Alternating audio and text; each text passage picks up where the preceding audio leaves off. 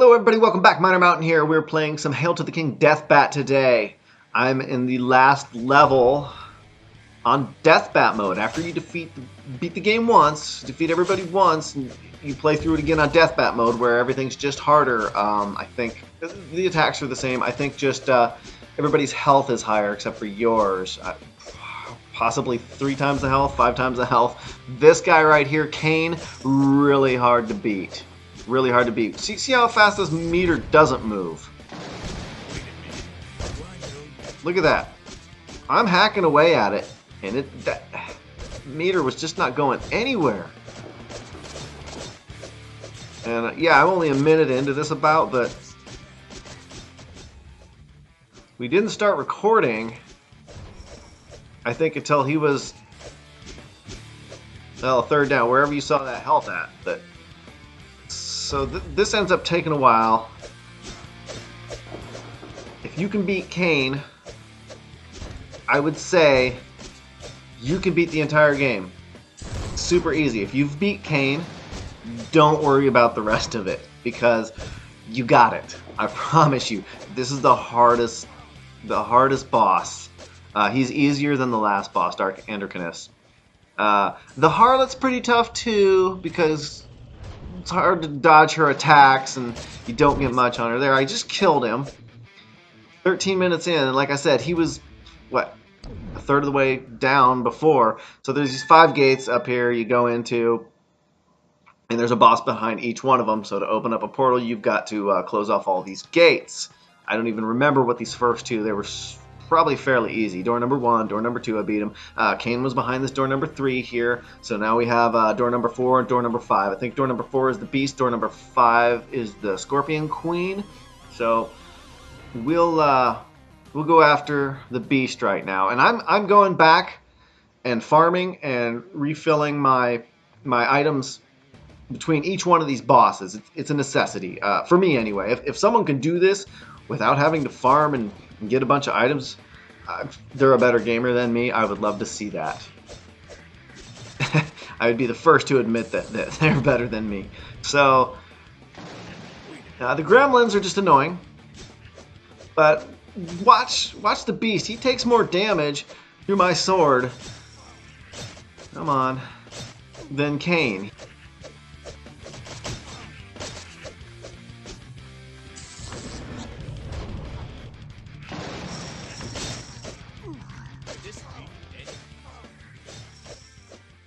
Here, I've been using these shields a lot too. Utilize these shields when you got a lot of enemies. You just come in here and lay in the cup. But watch how fast this goes down. Look at that. Compared to Kane, nothing. Nothing. Like I said, if you can beat Kane, there shouldn't be anything in here that's really overly hard for you. Okay, look what happened here. Door number 3, Kane. It's opened back up. I closed out of the app too quickly or something, and it didn't save. So I've got to go back and fight him again. I'm not going to put you guys through that, obviously, because I cut this up just to shorten everything up. I mean, I think I had almost 2 hours of footage on these last 3, 4, 5 bosses.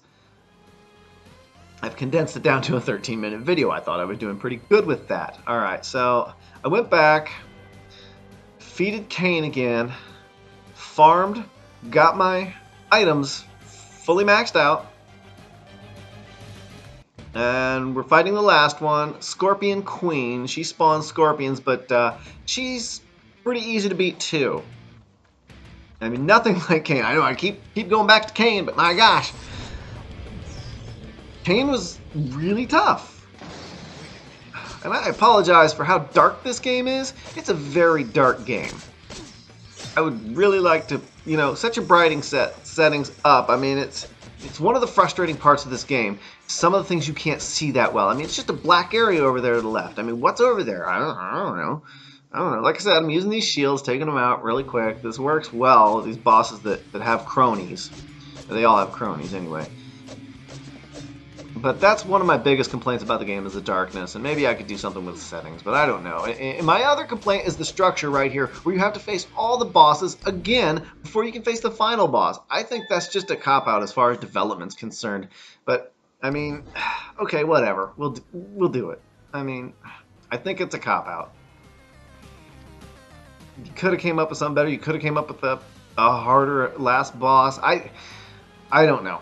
I mean, I still love the game. I think I got it for like $3 on sale. It's back up to $5 now, but it's worth every penny. I would definitely recommend getting it if you're looking for a game that has a lot of gameplay. This is one of those games. Granted, I'm not a big fan of the structure or the darkness. The structure at the end, anyway. The levels are great. The levels are they're kind of maze-like, but there's really only one way you can go once you figure everything out. So here's the harlot. You know, it's really hard to dodge her attacks, and she's got some pretty good health too. So I'm not gonna make you guys suffer through all this. We'll just fast forward to the end here and take her out. Okay. So we get the chest. The chest is going to give us a castle key. Castle key opens the door to the final boss. Obviously, I'm going to go back, do some farming in Unholy Confessions bonus round, go back to the crypt, max my my items out, and come back. But I don't need to show you guys that. I've already got a video of that. I could link at the end of this video if you'd like. Anyway, there's that darkness I'm talking about again. Go up these stairs off to the side, and there's going to be the key. I already used the key on it, sorry, but there's the gate. You're going to drop down this big shaft here, and they're point of no return. Point of no return. Got a second here. You can hit that like button, hit that subscribe button. I do request. I think this is going to be my last video in this series because I really don't have anything else. Unless somebody comes up with something out there, puts it in the comments, I'll do a video. I do requests. So, but as far as I'm concerned, this is probably going to be my last video in the series. Dark Androkinus. There's a cutscene I skipped right there. So we're 3 minutes in. He's tricky because he's got the same magic attack as you, plus he's got a fireball attack as well. Super hard to dodge. I mean, he telegraphs it a little bit, as you see where the blue circles appear on the ground. That's where the lightning's gonna go. But he's also got a fireball, like he'll get you with, and you really can only inflict damage on him right after he does his attack. And if he goes into his next attack before that, if you're too far out, you're not gonna You're not gonna get any damage on him. So whittle away at him. He's not as hard as Cain, though. I mean, yeah, you gotta dodge. There's more running around involved, more sticking and moving, but I don't think he has near the health Cain has. I mean, less. I mean, maybe only 75%, maybe 50%. As long as it took me. I think this runs like 15 minutes. I think Cain took me like 25 minutes to do. So that's a lot of gameplay, guys. It takes you almost a half hour to beat one boss.